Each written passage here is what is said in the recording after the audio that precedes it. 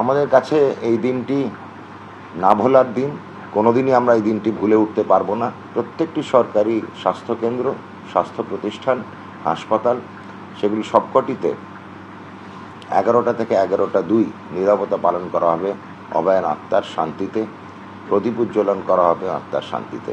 আমরা ছোট্ট অনুষ্ঠানও করব, যেখানে যেখানে স্বাস্থ্যকর্মীরা আছে তারা নিজের মনের কথা বলবেন। এই কমিশন প্রধানত কি দেখে, যে অর্থনৈতিক কোনো রকম গাফিলতি গোলযোগ আছে কিনা, তো সেইগুলো ওদের সঙ্গে একটু আলোচনা করা। ওনাদের যদি কোনো প্রশ্ন থাকে, কেন ওরাও এই কাজে প্রথমবারের জন্য নামবেন, তো সেই জন্য তাদের সঙ্গে একবার আলোচনা করা, তাদের যদি কোনো প্রশ্ন থাকে সেই জন্য।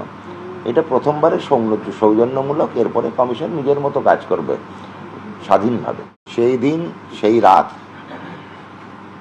সেই অভিশপ্ত দিনে, সেই অভিশপ্ত রাত, যারা যারা ওর সঙ্গে ছিল, খেয়েছিল, উঠেছিল, বসেছিল, ডিউটি করেছিল, তাদের সকলকেই তলব করা হবে।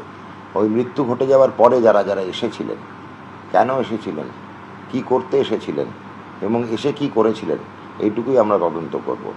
সেখান থেকে যে তদন্ত থেকে যেটুকু বেরোবে নির্যাস, সেই নির্যাসটুকু তদন্তকারী সংস্থা যেগুলো আছে রাজ্য সরকারের এবং কেন্দ্রীয় সরকারের, তাদের হাতে তুলে দেওয়া হবে। বিচার করার ক্ষমতা স্বাস্থ্য দপ্তরের নেই। না, এখন স্বাস্থ্য দপ্তরই করবে। স্বাস্থ্য দপ্তরের নিজস্ব যেটুকু দল আছে তারাই করবে। প্রক্রিয়া শুরু, মানে আমাদের আক্ষরিক অর্থে শুরু হয়ে গেছে, কিন্তু প্রত্যক্ষভাবে ডেকে কথাবার্তা বলা এখনো শুরু হয়নি, সেটাই শুরু হবে। অভয়ের যে আকস্মিক মৃত্যু হয়েছিল, তার জন্য আমরা বিচার বিভাগে তদন্ত যেরকম চলছে, অনুসন্ধানকারী সংস্থা, তদন্তকারী সংস্থা কেন্দ্রের এবং রাজ্যের সেই তদন্ত পুনরুজ্জীবিত করেছেন মাননীয় মুখ্যমন্ত্রী শ্রী শুভেন্দু অধিকারী মহাশয়। অভয়ের সেই দিন, সেই রাতে যারা যারা তার সঙ্গে ছিলেন তাদের সঙ্গে কথাবার্তা হবে, তাদেরকে তলব করা হবে। অভয়ের যেসব মাস্টারমশাইরা ছিলেন তাদের কাছ থেকেও আমরা কথাবার্তা শুনব।